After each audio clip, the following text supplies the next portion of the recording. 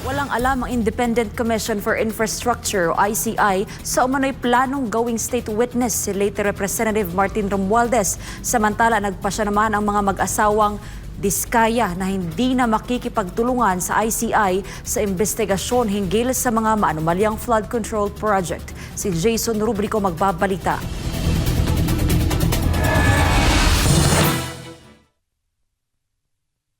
Muling tumungo sa tanggapan ng Independent Commission for Infrastructure ang mag-asawang Curly at Sara Diskaya, hindi bilang resource person kundi upang ipahayag na hindi na sila makikipagtulungan sa ICI. The spouses Diskaya appeared before the commission, and upon the advice of their counsel, they invoked their right to self-incrimination and manifested that they will no longer cooperate with the investigation being conducted by the ICI.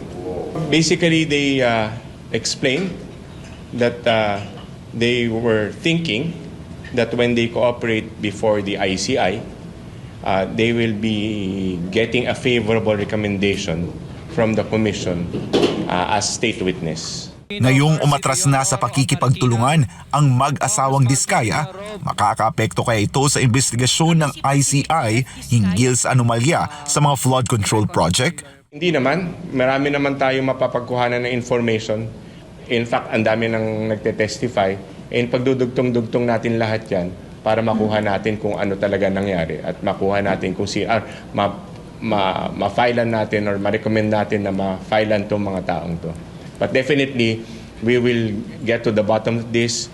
We will continue our investigation para malaman natin kung sino talaga yung mga may sala.